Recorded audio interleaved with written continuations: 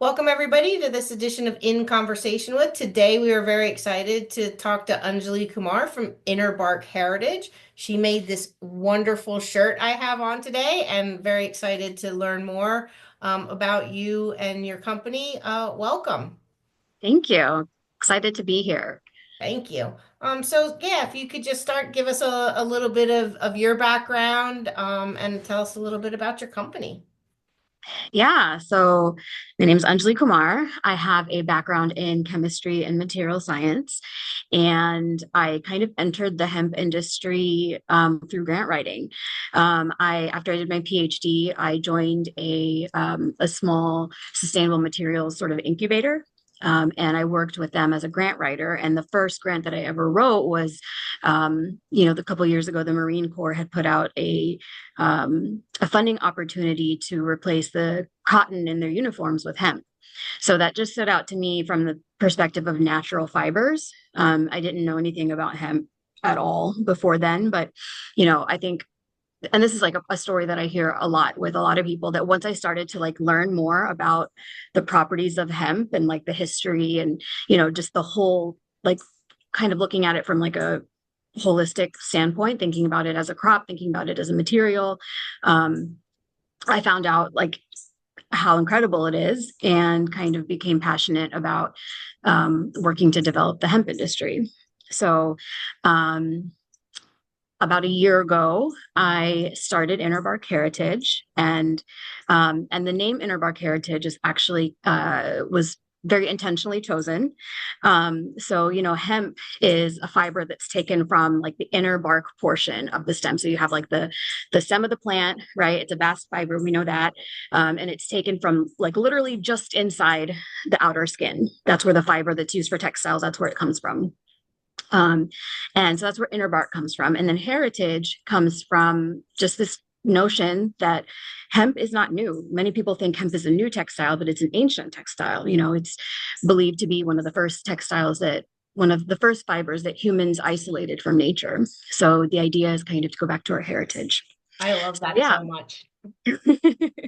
So about a year ago, started the company. I think as with any startup, there's a period of like sort of learning what your identity is, like trying to understand what place you're going to take in the market and what you have to contribute, what you have to offer. And and then also thinking about the market, like what does the market need?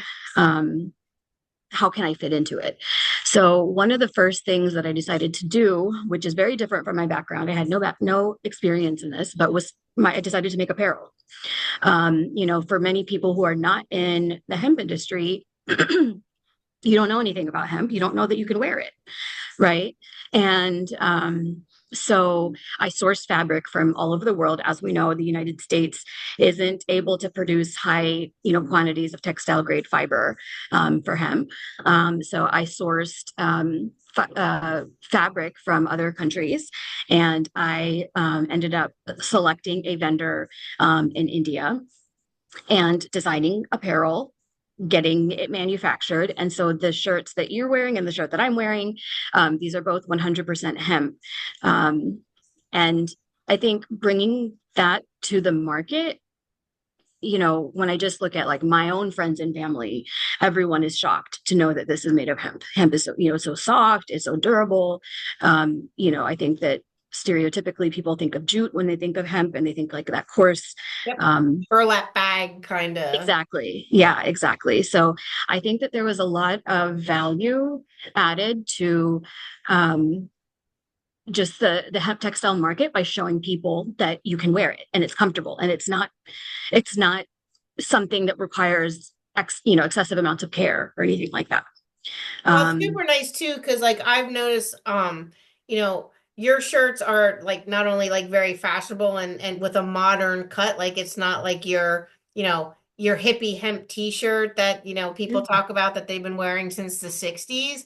right. But I am surprised about how soft it is because I have felt a lot of hemp clothing that was coarse and not quite as pleasing to touch your skin as cotton. But this surprisingly is not like that at all. It is super soft, and that to me was really neat, especially in something that's 100% hemp. A lot of the hemp clothing that you see out there is some sort of blend Right. with cotton. So yeah, I was super excited to, feel how comfortable this is Yeah. on top of And what obviously actually, is hemp. right. Yeah. And actually I think like the utility of it was very important, right? So if it's not comfortable, people aren't going to wear it, right? So when you think about sustainable textile, sustainable fashion, if it's something that you're just buying because you're wanting to support the hemp industry, it's going to end up sitting in your closet, and that's it's going to end up being a waste. um, and so the idea was to design a piece of apparel that you would be interested in even if you didn't care about hemp, Well, right? you've succeeded there. Thank you. And I think the other piece that you mentioned was that it's not just a t-shirt, right? I think that what we're used to seeing hemp uh, textiles like apparel is t-shirts or like yoga wear or, like things like that are like 100% based off of like some sort of performance. And then also typically they're blended and they're knitted. So these are woven, and they're designed for the working professional, right? So like I wear this to work all the time. And so the current apparel that we have out and the next line of apparel that's coming, it's kind of all for, you know, I wear it in like professional settings, but I also wear it when I'm just, going out with friends or just, even hanging out at home. It's kind of that kind of versatile um, piece that is still comfortable, but it also still looks good. You know, Yeah. it's so much more than a t-shirt, but it can also fill the spot of a t-shirt if you just Right. want to wear it at home. And it's not fast fashion. Like it's not Yes. something that you're gonna feel like I'm gonna wear this for 6 months and then it's gonna go sit in a landfill and, put more plastics in our soil for the next, 1,000 years. Exactly. Yeah. Going against the philosophy of fast fashion and moving more towards the philosophy of a capsule wardrobe, where you design your wardrobe to be like completely well-rounded and there, with a lot of ability to intermingle your clothes, like wear this with that and that with this, and that where shopping doesn't have to become like a constant activity that you feel like you need to do because something in your wardrobe is missing. So definitely could envision these items being a part of many people's capsule wardrobes. Definitely. And are Yeah. you only doing women's wear or are you planning on adding anything for men and children in the future?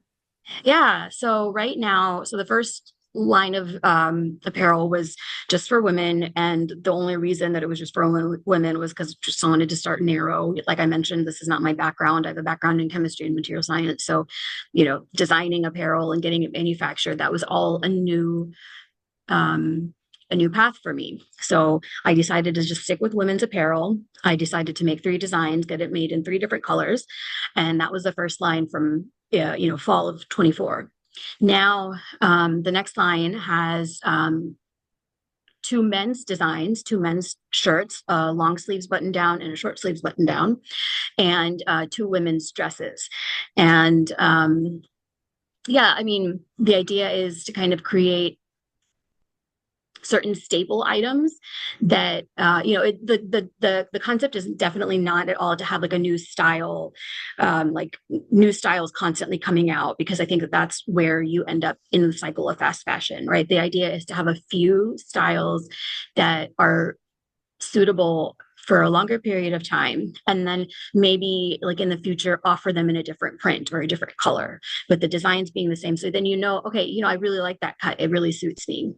um, and yeah, the idea of having kids clothing is also, I think when you think about the benefit of hemp as a textile, a lot of parents are really careful about what they're, what chemicals are coming in contact with their kids' skin, what materials, and I think that, we know that hemp is naturally antimicrobial, and we know that it's good for people with sensitive skin or people with eczema. It's very light, it's very breathable. And so the idea is definitely to make a kids line. I think there's just certain challenges that exist with having a kids line, right? Because now you have to have that whole, like you have so many, kids grow so fast, right? So you have to have so many different sizes for all the different ages. And it's just easier to start with grown-ups. Oh, definitely. I can imagine. And I think too, like in the marketplace as it sits today, because kids grow so fast, it's probably going to be a little bit higher of a price point for something that a kid's only going to be able to wear for, 6 months or so versus a grown up that will get literal years and years and years out of Right. And use. I think that there's a desire to actually design the apparel in a way where it can grow with the kid. I know that there are certain designers who focus on like adaptable clothing, things that like either have excess um, fabric inside where it can be let out as kids Oh, grow nice. up, or it's pleated in a certain way, certain things that can be done design wise that make it um, so that it can grow with you. Have more longevity. That's a Yeah. great idea. That's it. So you mentioned that you're currently importing your fabric from India. Do you have any future plans in trying to domestically source? Yeah, absolutely. I think that, that's my first foray into the hemp industry was with, was for American sourced, American made military uniforms, right? And so that's definitely, I think through that process I learned a lot about the US hemp textile supply chain and the different issues with it. So it was definitely easier to start with offshore manufacturing, but there's definitely a desire to develop that here. There's like the southeast is a like historically was very big on textiles, and there's many, like in the Carolinas there's many different types of industrial facilities that are there and they're just sitting vacant.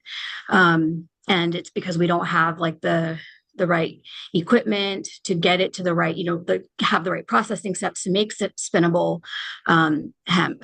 So I think that it's really just about having that targeted infrastructure development. Um, because it's not, there's nothing saying that the hemp that we grow here can't be textile grade. It's really about the processing to get there.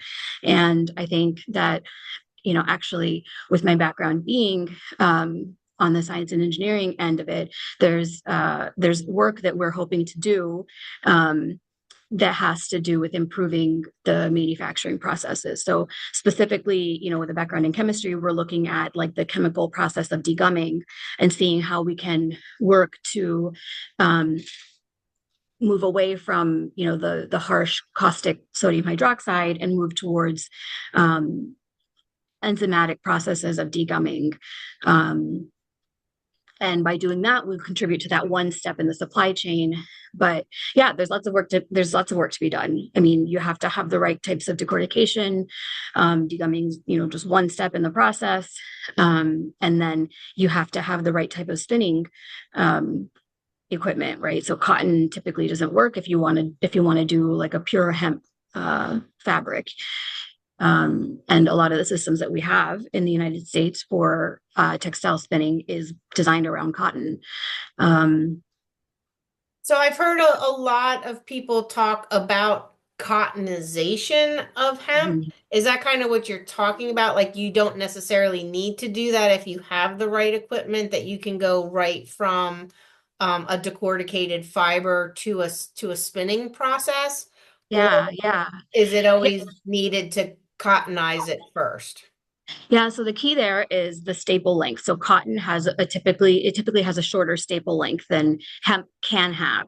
So what's typically done is hemp is cottonized. It's cut to a shorter staple length, and then it can be processed in the spinning systems that are designed around cotton.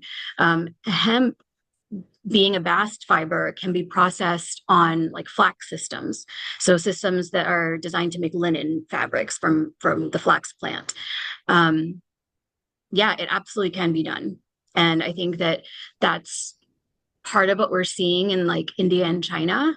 And I think that if we can get that infrastructure, it's just that the United States is 100% designed around cotton. So, yes, you can create good products with the cotton system, but you lose a lot of the incredible benefits of the strength of the hemp fiber by cutting it shorter. Our next line of apparel, we're Not 100% decided yet, but the fabric blend that we're looking at is actually a 50-50 hemp bamboo.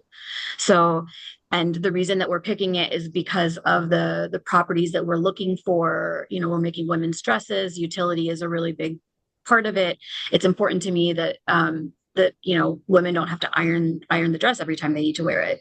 And so we were suggested by the manufacturer to look at this hemp bamboo blend. So I guess to your point, I think that there's plenty of blends that are out there that could be explored, right? And it depends not just on the percent blend, but it also depends on like the weight of the fabric, like how it's spun. Are you making something that's like 120 GSM versus 300 GSM, the thickness of the cloth.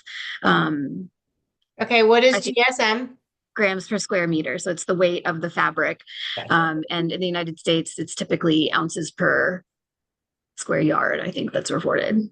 But I'm working with the Indian manufacturer, so that's grams per square meter. Interesting. And in kind of like broad textile terms, like what, for like the layperson that doesn't think too much about it often enough, probably. But like, what is the difference between something being knitted and versus woven? Yeah. So knitted clothing is typically so just the structure of the knit. Like if you think of like your grandmother sitting there knitting, there's lots of looping that's done, and those loops provide extra stretch. So when you think about like people talk about like jersey knit, like like it's meant to be kind of conforming to the body, like it's comfortable, it'll move with you.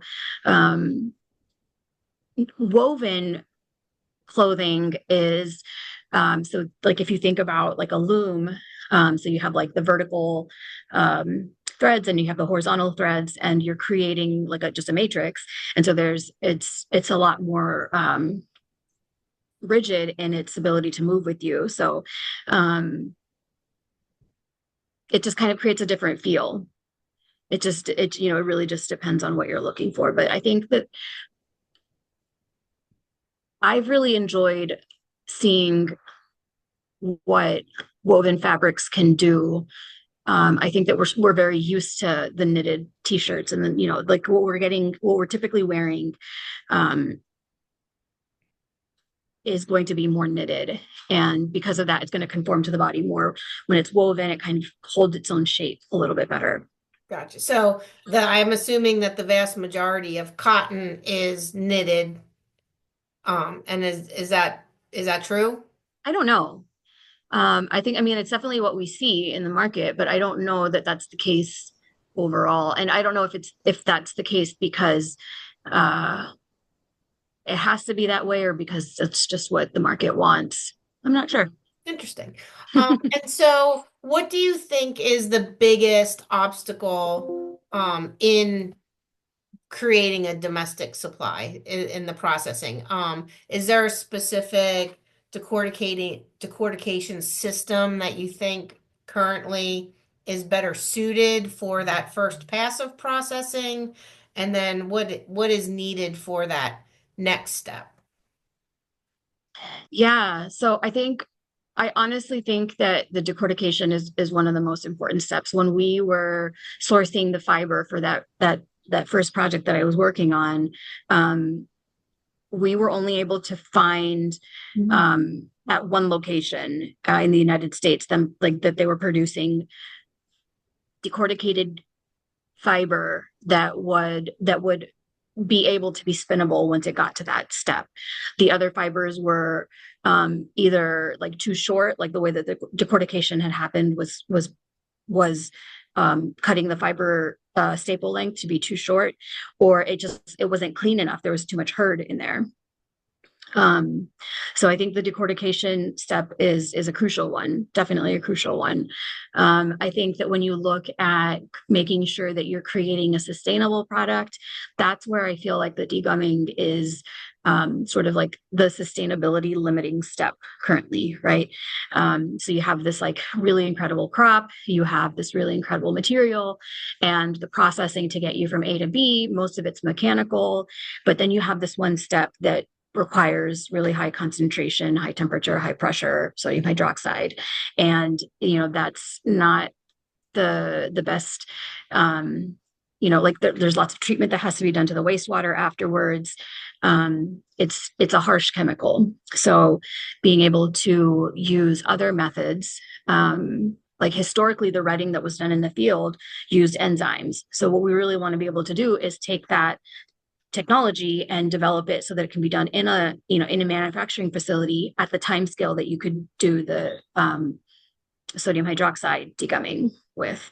So So when you talk about the retting process, I'm curious too, because like again, thinking back to when we did everything by hand.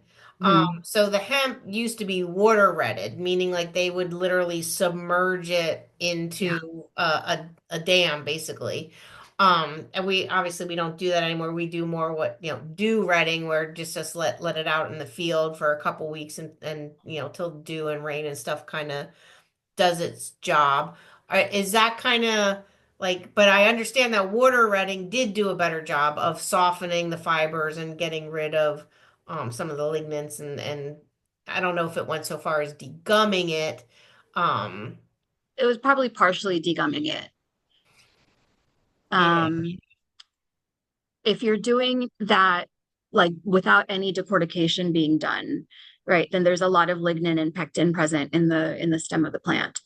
If you're doing it after decortication has been done, then most of the pectin, especially, has been removed to release the fiber. Now you have fiber in bundles, so there's still plenty of lignin. Um, and so if you have an enzymatic system that's targeting the lignin, um, it should be it should be like I think like a higher level of softness that you'll get that way. Is looking at better, more environmentally friendly ways of doing that degumming process something that you're interested in and working on? Yeah, absolutely. So right now it's just a matter of funding. We're hoping to get some investments that will enable us to do the R&D that's required to do that enzymatic degumming. Excellent. It'd be a big step. And I think you know, a whole lot of talk about tariffs right now. No. And in some ways I've heard wild opinions on both sides of the argument, whether they're good or bad, short term, long term, whatever.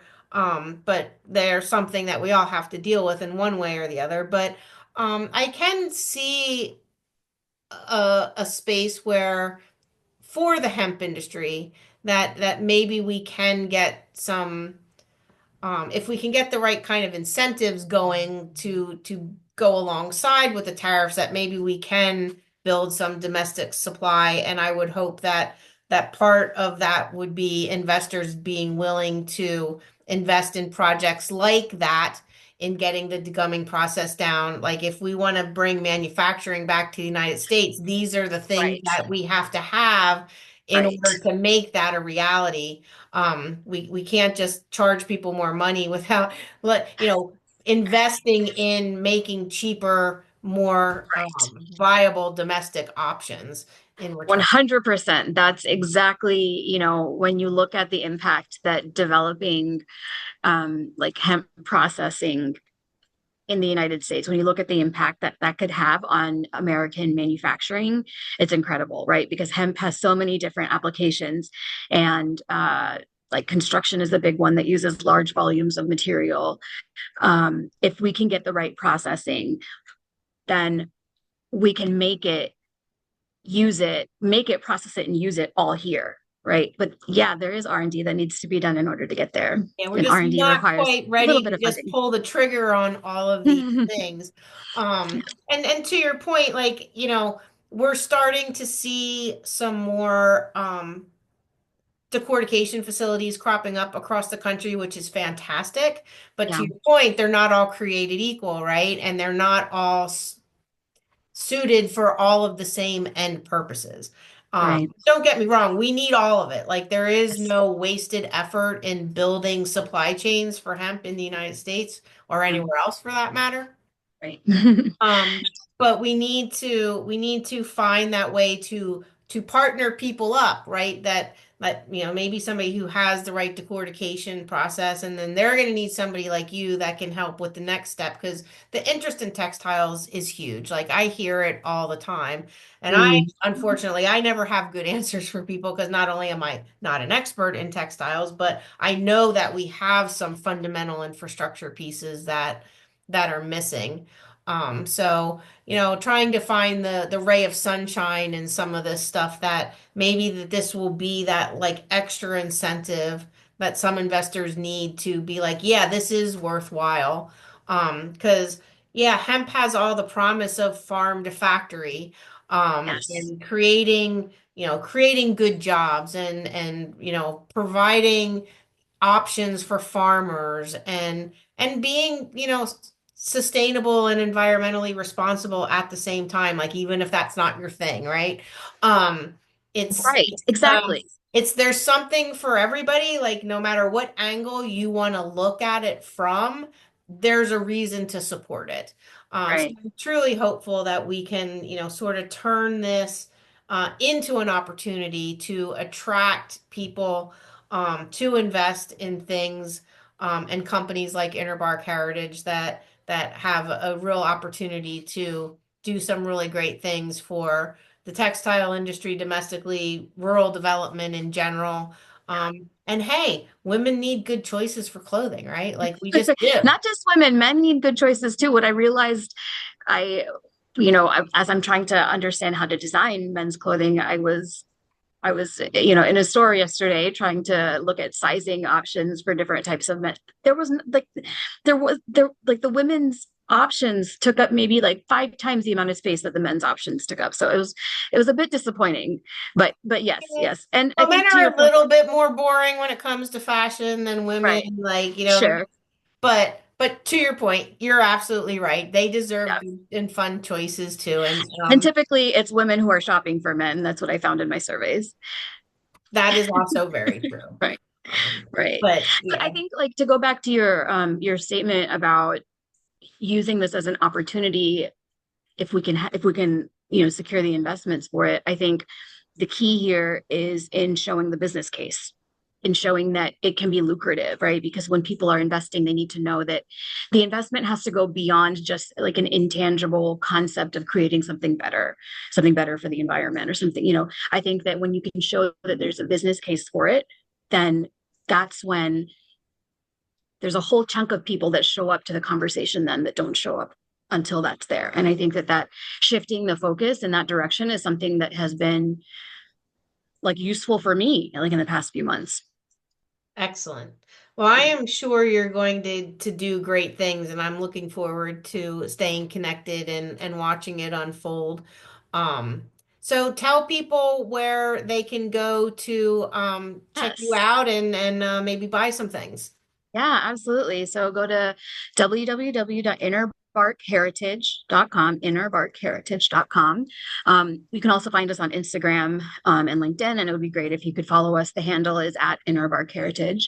But if you want to shop, go to the website and you'll see the current options.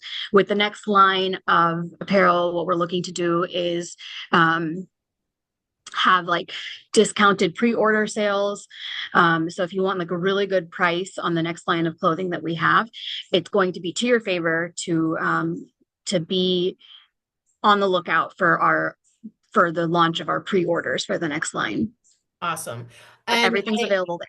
and I say the colors are fantastic, the cut's fantastic, it's super comfortable. And from what I hear, they're really good to travel with because of the whole ironing thing. And I think you had a little like hot tip that might be good to share. Yes. So I take these shirts everywhere when I travel. And so anyone in the hemp industry knows hemp is naturally antimicrobial, which makes it a fabric that doesn't require detergent every time you wash it. So when I'm traveling, I can just wash it in the sink. If I need another shirt, I wash it in the sink and then I just let it drip dry in the shower, and that irons it in addition to cleans it, right? And so now so like there's so many good things about that, right? Like you don't have to iron anything. When I travel for conferences, the first thing I do is I take out all my hemp shirts and I get them, wet in the shower, and then I just let them drip dry, and that takes care of ironing. And then, and then if I need to wear something again, I can just wash it